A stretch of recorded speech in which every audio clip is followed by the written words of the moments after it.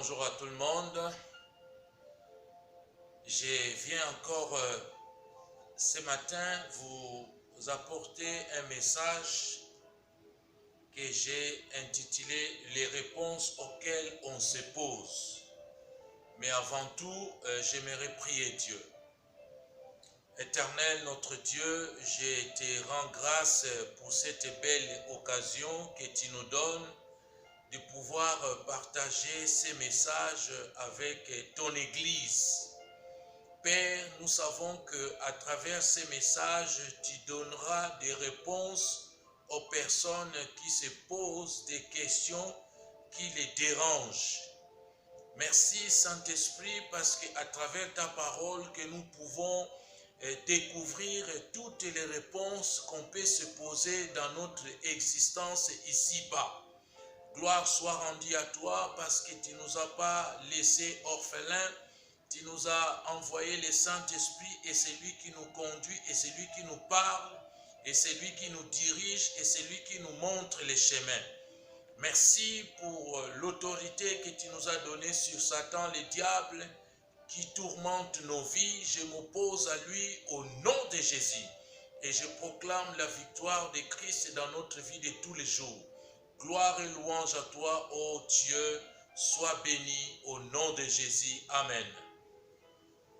Voilà, donc j'ai ces messages que j'aimerais partager avec les amis, l'Église dans le monde entier, que j'ai intitulé « Les réponses auxquelles on se pose ». Je pense que chacun de nous a eu un moment de réflexion et vous vous êtes posé des questions peut-être sur votre vie, pour vos difficultés, pourquoi vous avez tout le temps des difficultés, pourquoi ça ne marche pas, et vous essayez de faire les projets et rien qui n'aboutissent. Et moi, je me suis retrouvé dans la même situation, j'étais dans la présence de Dieu et j'ai prié Dieu et j'ai posé des questions au Seigneur en disant pourquoi j'ai tant de difficultés et pourquoi j'ai tant de souffrances. Mais cette nuit-là, dans la présence de Dieu, j'avais reçu une réponse. Et à travers cette réponse que j'avais reçue à Dieu, et je viens vers vous, je voudrais partager cette expérience avec vous. Et ce jour-là, Dieu m'avait inspiré un psaume 121. Et en lisant ce psaume, j'ai compris qu'est-ce que Dieu voulait me parler. Alors, je lis le psaume 121. J'élève mes yeux vers le montagne d'où me viendra le secours.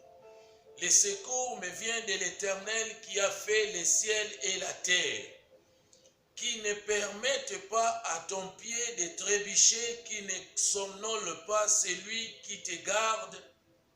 Non, il ne somnole pas, il ne dort pas, celui qui garde Israël, l'Éternel est celui qui te garde. L'Éternel est ton ombre protectrice. Il se tient à ta droite pendant le jour, le soleil ne te fera pas de mal, ni la lune pendant la nuit. L'Éternel te gardera de tout mal, il gardera ta vie. L'Éternel gardera ton départ et ton arrivée dès maintenant et pour toujours. Voilà ce que Dieu m'avait révélé dans la prière. Alors, ce psaume 121, déjà, ce psaume a un thème, l'assurance de la protection divine. L'assurance de la protection divine, mes bien-aimés, c'est l'une des meilleures assurances qui puissent exister dans ce monde. Bien entendu, nous assurons nos biens, nous assurons nos maisons, nous assurons nos véhicules, nous assurons tout ce qui est à notre portée. Nous essayons de les protéger en passant par des maisons d'assurance. Il y en a d'autres qui vont même souscrire des assurances vie. Mais bien aimé, écoutez bien ce que Dieu m'avait fait savoir à travers toutes ces questions que je lui avais posées dans la nuit quand j'étais en pleine prière. La Bible nous dit que les psalmistes David qui avait été confronté aussi par des vagues de problèmes et qui avait tout de suite compris. Qu'est-ce qu'il dit David? Je lève mes yeux vers les montagnes, d'où me viendra le secours. On voit un homme en détresse, un homme qui pose plein de questions par rapport à ce qui lui arrive. Et bien entendu, c'est que David avait connu, et nous autres aussi, aujourd'hui, nous sommes confrontés à traverser des difficultés, des turbulences, et surtout en ce moment que nous sommes confinés dans nos maisons, on est vraiment bloqué, on est perdu, on se pose des questions, mais que dois-je faire pendant ce temps de confinement? Mais moi, je vais vous dire une chose, pendant ce temps de confinement, ça m'a permis de chercher Dieu. Et dans ma recherche, Dieu me parle à travers ce psaume 121, qui est l'assurance de la protection divine. Lorsqu'ils traversent des régions isolées, les pèlerins sont protégés par le Créateur lui-même. Voilà ce que Dieu m'avait dit ces jours dans la prière quand j'étais en train de lui poser des questions. Pourquoi j'ai des difficultés? Pourquoi j'ai des soucis? Pourquoi ça ne marche pas? Alors que Dieu, il est là présent, il veille sur moi et moi je ne le savais pas. Dieu, il est le meilleur protecteur qu'il puisse avoir dans ce monde. Si nous assurons nos biens, si nous assurons nos maisons, nos véhicules, tout ce qu'il y a à notre portée, nos vies aussi doivent être assurées vers son Créateur. Le Créateur est notre assureur. Alors, j'ai cherché une définition en ce qui concerne l'assurance et j'ai trouvé une définition qui nous conviendra peut-être. Et l'assurance est un service qui fournit une prestation lors de l'assurance d'un événement incertain et aléatoire, souvent appelé risque. Et la prestation généralement financière peut être destinée à un individu, une association ou une entreprise en échange de la perception d'une cotisation ou prime. Alors, ce psaume 121 exprime à la fois l'assurance et l'espoir que l'Éternel protégera les siens jour et nuit. Écoutez bien, Dieu, il est au contrôle de la situation, quel que soit ton problème, quelle que soit la difficulté que tu puisses rencontrer dans la vie, mais Dieu est là. Du fait que tu as confié ta vie, tu as remis ta vie au Seigneur Jésus, alors bien entendu, Dieu, il est ton secours, Dieu, il est ton assurance, comme le psalmiste nous dit, je lève mes yeux vers les montagnes, d'où me viendra le secours? Le secours me vient de l'Éternel qui a créé les cieux et de la terre. Pourquoi? Parce que nous avons l'habitude de chercher les réponses ailleurs. Nous avons l'habitude de chercher des solutions ailleurs. Et il y en a qui ne sont pas satisfaits dans leur vie et qui cherchent la satisfaction ailleurs. Et une fois que vous trouvez la satisfaction ailleurs, mes bien-aimés, si cette satisfaction ne vient pas de Dieu, moi je vous garantis, vous vous trompez. Pourquoi? Parce que le Seigneur, il nous garantit une meilleure assurance. Pourquoi? Parce que lui-même, notre Dieu, il ne se trompe jamais. Alléluia. Pourquoi nous appuyer sur une puissance inférieure à celle de Dieu? Il y en a des gens qui vont chercher des soutiens ailleurs au lieu de se tourner vers Dieu comme avait fait David, qui avait cherché les secours et qui avait tout de suite compris que les secours me viennent de l'Éternel qui a créé les cieux et de la terre. Le Tout-Puissant veille sur nous sans se laisser distraire ni décourager. Nous sommes donc en sécurité. Nos besoins ne dépassent jamais les capacités du Seigneur. Alors, quand Dieu m'avait parlé sur ce psaume 121, c'est vrai, je n'étais pas trop convaincu par la réponse que Dieu m'avait donnée. J'ai lu les psaumes, mais à la suite, je lui ai dit, Seigneur, je ne suis pas satisfait à cette réponse que tu viens de me donner dans le psaume 121. Bien que Dieu a essayé de me faire savoir qu'il assure ma vie, il est là à mes côtés, hein, comme il dit, non, il ne somnole pas, il ne dort pas, c'est lui qui garde Israël. L'Éternel est celui qui te garde. Donc, il me garde aussi. Alors, parce que j'avais dit à Dieu, je voulais être convaincu par ce psaume 121, et en ce moment, Dieu va me révéler encore un second psaume, le psaume 17. Alors j'ai posé la question à Dieu, j'ai dit, mais Seigneur, pourquoi le psaume 17? Et j'ai pris ma Bible, je vais lire le psaume 17 et ensemble nous allons découvrir ce que le psaume 17 nous dira tout à l'heure. Alors, le psaume 17. Éternel, écoute ce qui est juste. Sois attentif à mon cri. Prête l'oreille à ma prière faite avec des lèvres sans ruse. Que mon droit paraisse devant ta face, que tes yeux contemplent la droiture. Tu sondes mon cœur, tu les visites la nuit, tu m'éprouves, tu ne trouveras rien. Ma parole ne dépasse pas ma pensée à la vue des actions des hommes par la parole de tes lèvres. Je me garde des sentiers de violents, mes pas sont fermes dans tes voies, mes pieds ne chancellent pas. Je t'invoque car tu me réponds, ô Dieu. Incline vers moi ton oreille, écoute ma parole, toi qui sauves ceux qui cherchent un refuge.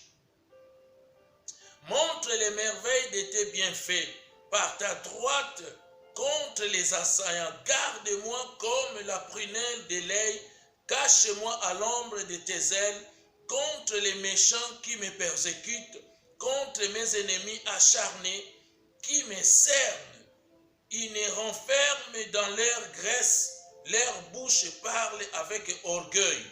Ils sont sur nos pas, déjà ils nous entourent.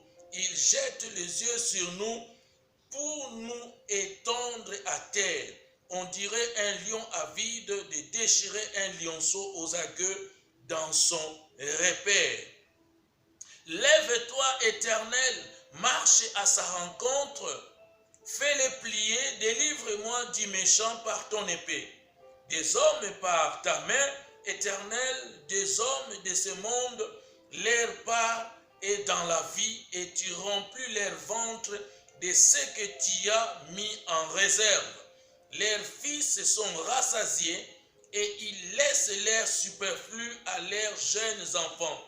Pour moi, avec justice, je verrai ta face dès le réveil. Je me rassasierai de ton image. Voilà les psaumes 17. Mes bien-aimés, ce psaume a un thème, appel à la justice.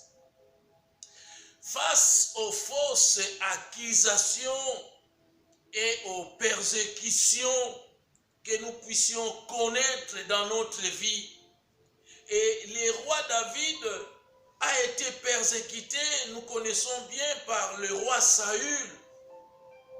Mais David, ici, nous voyons David nous pousse à prendre conscience que l'essence de la vie consiste à connaître et la vraie récompense à le voir un jour. Donc, quelque part, il espérait de voir la récompense. Vous savez, mes bien-aimés, une fois qu'on est engagé avec Dieu, on se pose plein de questions. C'est de la même façon que Pierre va poser cette question à Jésus en disant, Maître, nous avons tout quitté pour te suivre. Et qu'est-ce que nous allons recevoir en retour? Mais bien aimé, ce jour-là, Jésus dira à Pierre, vous qui avez tout quitté, vous avez quitté vos familles, vous avez quitté vos responsabilités pour me suivre, sachez-le que dans ce monde présent, et vous serez bénis, et dans le monde à venir, vous recevrez au centuple. C'était la promesse que Jésus avait donnée à ses disciples. Mais bien aimés, David était poursuivi par le roi Saül. Au verset 3 de ce psaume 17, la Bible nous dit ceci, « Tu sondes mon cœur, tu le visites la nuit. Tu m'éprouves, tu ne trouveras rien, ma parole ne dépasse pas ma pensée. » Vous savez, c'est verset 3, mes bien-aimés, de Psaume chapitre 17. David se croirait-il sans péché? Loin d'être une orgueilleuse affirmation de pureté personnelle, sa déclaration correspond à la manière dont il comprend sa relation avec Dieu. Pourquoi? Parce que dans sa relation avec Dieu, David, dans le psaume 51, on voit comment David est en train de plaider sa cause. David, il se répand de ses péchés en disant, qu'est-ce qu'il dit au psaume 51? Il dit, oh Dieu, fais-moi grâce selon ta bienveillance, selon ta grande compassion, efface mes crimes. Ici, dans ce psaume 51, David reconnaît ses péchés devant Dieu. Et celui qui a reconnu ses péchés devant Dieu, il avait obtenu miséricorde de la part du Seigneur. Et c'est pour cette raison que David pouvait affirmer au chapitre 17 de ce psaume au verset 3 comme quoi que tu sondes mon cœur, tu le visites la nuit, tu m'éprouves, tu ne trouveras rien. Ma parole ne dépasse pas ma pensée. Voilà ce que David a voulu tout simplement nous faire connaître dans ces versets 3, mes bien-aimés. Pourquoi? Parce que David, il était quelqu'un qui reconnaissait ses péchés à chaque fois qu'il venait de commettre un acte horrible, et David retournait toujours vers Dieu pour plaider sa cause. Et le psaume 32, qu'est-ce que la Bible nous dit au psaume 32? On voit aussi David qui demande la compassion de Dieu. La Bible nous dit ceci, heureux celui dont la transgression est enlevée, dont le péché est pardonné. Heureux l'homme à qui l'Éternel ne tient plus compte de sa faute et dans l'esprit duquel il n'y a point de fraude. Voilà ce que David nous encourage à travers ce psaume 17, la joie que procure le pardon. Mais bien aimé, vous savez, j'ai un livre ici, vous pouvez voir, qui est marqué « Le pardon est une puissance qui libère ». Mais bien aimé, c'est très important, quand vous avez reçu le pardon de Dieu, ce n'est qu'en demandant à Dieu de pardonner nos péchés que nous recevons la véritable joie et serons délivrés de la culpabilité. Combien de gens en ce moment qui sont là, qui sont même dans l'église, mais qui ont toujours un poids de culpabilité dans leur cœur. Et c'est ça qui fait que la personne ne se sent pas pardonnée. Mais je vous conseillerais de lire ce psaume 17 et vous allez voir à quel point le Seigneur va vous délivrer de votre poids. Alléluia. Mais bien aimé, dans ce psaume 51, où David demande à Dieu de pardonner son péché, la Bible nous dit ceci. Oh Dieu, fais-moi grâce conformément à ta bonté, conformément à ta grande compassion, efface mes transgressions. Ici, il demande de grâce, la grâce de Dieu. C'est un psaume de demande de grâce, de pardon et de purification. Dieu veut que nous soyons en règle avec lui. Alléluia. Avec lui, nous devons être en conformité avec notre Dieu. Nous devons avoir l'habitude de demander pardon une fois que vous avez vexé votre prochain. Il faut aller le voir, demander le pardon à cette personne, vous réconcilier avec la personne. Parce que tant que vous n'êtes pas réconcilié avec cette personne, vous ne pouvez pas prier Dieu. Pourquoi? Parce que dans votre cœur, vous auriez toujours cet esprit de culpabilité. Voilà. Et David, il reconnaît en toute sincérité ses torts. Mais dans l'intimité de sa relation avec Dieu, il se tourne régulièrement vers lui pour solliciter son pardon. Nous ne pouvons pas déduire de ces versets que si nous sommes confrontés à des difficultés, les versets 8 de ce psaume 51 nous dit ceci. Mais tu veux que la vérité soit au fond du cœur. Fais-moi connaître la sagesse dans les secrets de mon être. Alléluia. Dans les secrets de mon être, mes bien-aimés, c'est parce que la protection divine nous a manqué. Dieu a un objectif plus élevé que celui de nous aider à éviter les problèmes. Il veut faire de nous des meilleurs serviteurs. De plus, il nous protège en nous guidant au milieu des circonstances pénibles, pas seulement en nous aidant à y échapper,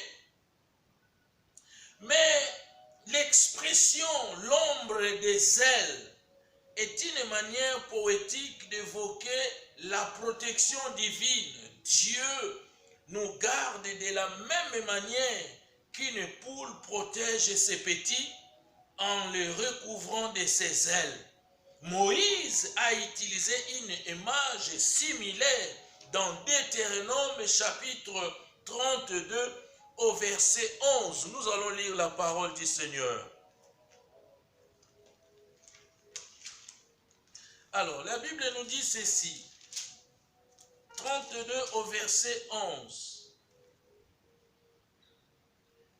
Pareil à l'aigle qui éveille sa niche, voltige sur ses petits, déploie ses ailes, le prend, le porte sur ses plumes. Voilà ce que Moïse a utilisé cette image pour faire voir combien Dieu est une mère poule qui protège aussi ses petits.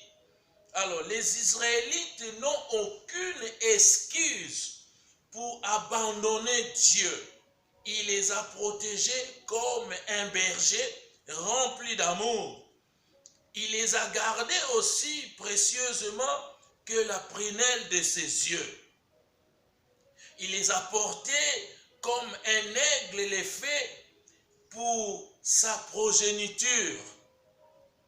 Lui seul les a conduits, c'est aussi lui seul qui nous conduit aujourd'hui. Confions-nous en lui. Alors, les psaumes chapitre 17 au verset 15, la Bible nous dit ceci.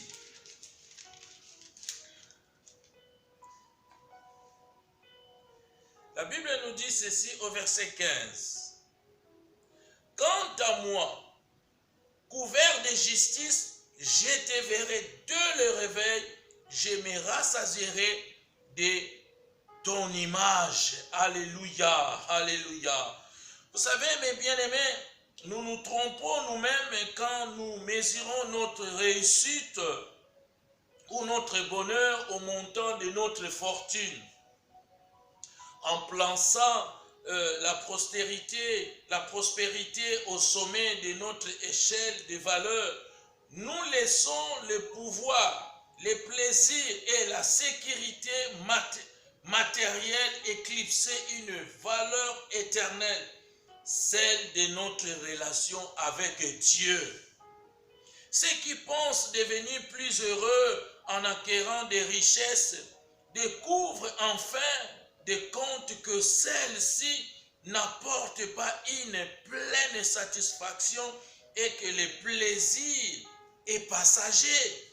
La seule mesure valable du bonheur et de la satisfaction, c'est l'amour de Dieu et l'accomplissement de sa volonté.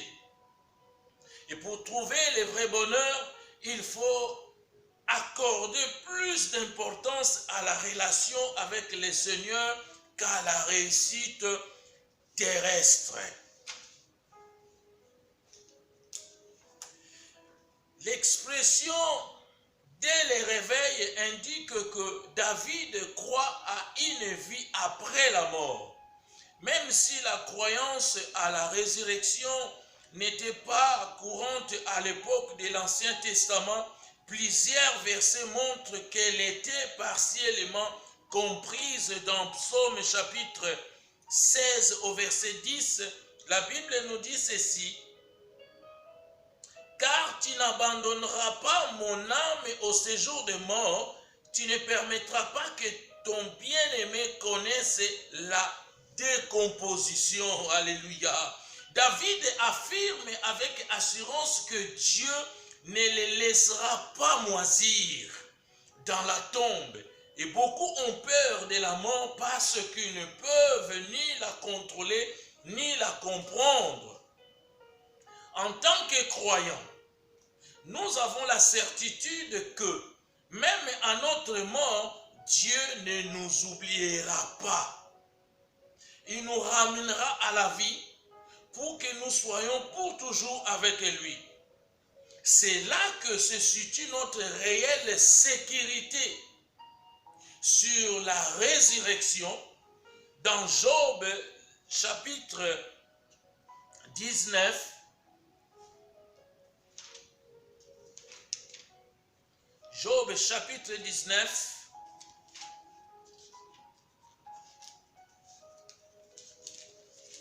du verset 25 au verset 27. Pour ma part, je sais que celui qui me rachète est vivant et qu'il s'élèvera le dernier sur la terre.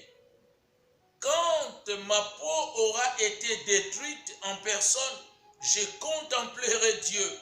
C'est lui que je contemplerai et il me sera favorable.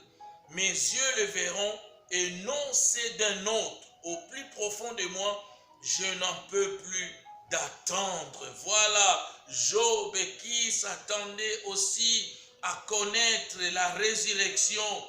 Mais bien aimé, dans 1 Corinthiens, qu'est-ce que la Bible nous dit? 1 Corinthiens chapitre 15. Chapitre 15 du verset 12.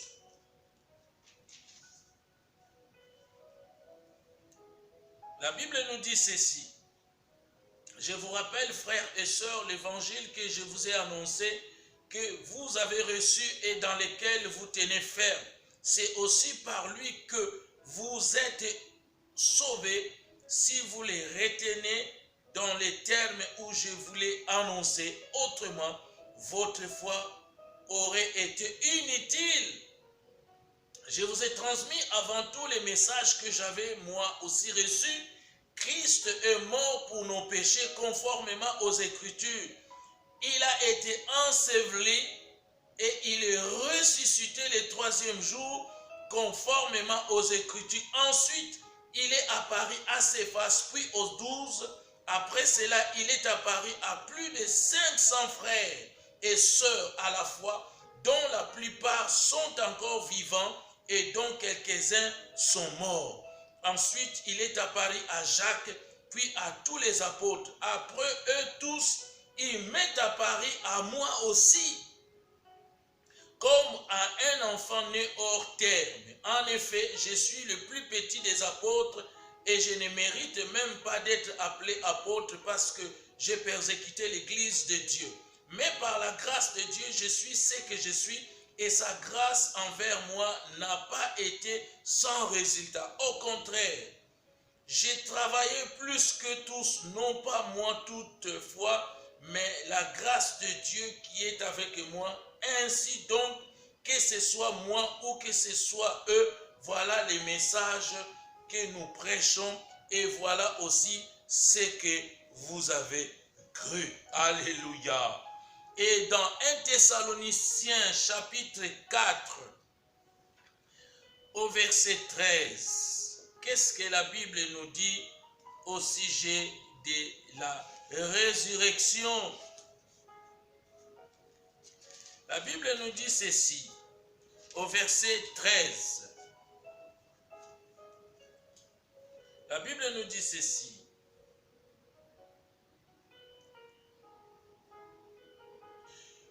Nous ne voulons pas, frères et sœurs, que vous soyez dans l'ignorance au sujet de ceux qui sont morts, afin que vous ne soyez pas dans la tristesse comme les autres, qui n'ont pas d'espérance. En effet, si nous croyons que Jésus est mort et qu'il est ressuscité, nous croyons aussi que Dieu ramènera par Jésus et avec lui ceux qui sont morts.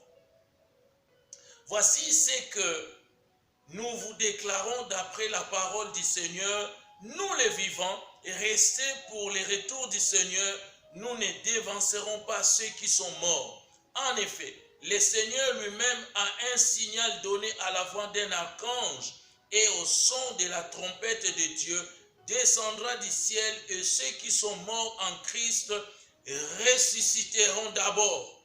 Ensuite, nous qui serons encore en vie, nous serons tous ensemble enlevés avec eux sur des nuées à la rencontre du Seigneur dans les airs. Les autres, et ainsi nous serons toujours avec le Seigneur. Encouragez-vous donc les uns les autres par ces paroles. Alléluia. Mes bien-aimés, quelles que soient les situations, les problèmes que nous pouvons être confrontés, Dieu nous garantit une vie après cette vie sur terre. Il y a une autre vie qui nous attend. Et David s'attendait à recevoir cette vie de la part du Seigneur. Et de la même façon, nous avons vu Job aussi s'attendait à la résurrection. Et l'apôtre Paul nous confirme par ces passages dans 1 Thessaloniciens chapitre 4 du verset 13 au verset 18. Et il nous parle en disant que mes bien-aimés, en ce qui concerne la résurrection, nous ne voulons pas que vous soyez ignorants au sujet de ceux qui sont morts. Ils reviendront à la vie certainement. Alléluia. Mes bien-aimés, je suis arrivé à la fin de mon message et par conclusion, et ce qui se produira au retour de Christ, malgré des divergences d'opinion quant aux événements qui précéderont les retours de Christ, les chrétiens sont généralement d'accord sur ce qui se produira au moment même de son retour. Il y a le premier point que nous allons tous nous mettre d'accord, où nous sommes tous d'accord. Christ reviendra de façon visible à un signal donné. Et deuxième point, on entendra l'appel clair d'un ange. Et le troisième point, un son de trompette retentira comme jamais auparavant. Et quatrième point, les croyants déjà morts sortiront de leur tombe. Et le cinquième point, les croyants en vie seront enlevés à la rencontre du Seigneur. Voilà, mes bien-aimés, c'est que le Seigneur m'avait rassuré en ce qui concerne mes inquiétudes. Dieu, il voulait tout simplement me rassurer qu'il est pour moi une sécurité, il est pour moi une vraie assurance. Et je sais que vous qui m'avez écouté, certainement vous avez des questions, vous vous êtes confrontés aussi, vous vous êtes posé des questions. Voilà la réponse que le Seigneur vient de nous donner dans ce psaume chapitre 121 et dans le psaume 17, et où nous avons vu David en train de vouloir demander la justice de Dieu face aux fausses accusations et aux persécutions de la vie. Alléluia. Peut-être vous êtes confrontés à des mêmes problèmes que David. Vous avez reçu votre réponse. Que Dieu vous bénisse, vous qui m'avez suivi avec attention. Et je vais prier pour clôturer mon message. Alléluia. Éternel notre Dieu, je te rends grâce du fait que tu nous as parlé à travers ces deux psaumes 121 et le psaume 17, et ensuite nous avons décortiqué ces deux psaumes et que tu nous as fait savoir, quelles que soient les pressions, les persécutions, nous serons enlevés. Pourquoi? Parce que tu viendras nous prendre. Tu nous as promis de nous amener dans ton ciel de gloire. Alléluia. Et nous attendons cet événement avec impatience, mais dans la crainte de Dieu. Gloire et louange à toi. Saint-Esprit de Dieu, fortifie mon âme, fortifie tous ceux qui m'ont écouté à travers ces messages. Oh Dieu, tu les encourages. Et ceux qui sont en détresse en ce moment, oh Dieu, ils ont besoin de ton réconfort. Alléluia. Des personnes malades dans des hôpitaux qui souffrent de cette injustice de la pandémie. Pourquoi? Parce qu'ils n'ont pas cherché cette maladie et qui sont tombés malades d'un seul coup, oh Dieu. Il y en a qui sont branchés même dans des appareils. Seigneur, je t'en supplie. Entends ma prière, Seigneur. Guéris toutes ces malades. Et cette pandémie ne soit plus au nom de Jésus. Alléluia. Merci, merci pour toutes ces personnes qui ont été guéries et qui témoignent en ce moment, oh Dieu. Et j'encourage aussi le corps de Christ qui continue toujours à prier, oh Dieu, et tente ta main d'exaucer les prières de toutes les églises dans le monde entier. Gloire et louange à toi. Merci Jésus pour les soutiens que tu me donnes en ce moment dans le jeûne, bien que c'est difficile, mais Seigneur, c'est par ta grâce que je parviens à me tenir bon jusqu'au jour que tu viendras me dire stop, et en ce moment je m'arrêterai, oh Dieu. Gloire et louange à toi. Merci Jésus. Amen. Voilà, que Dieu vous bénisse. Et puis je vous dis à la prochaine occasion. Voilà, bye bye.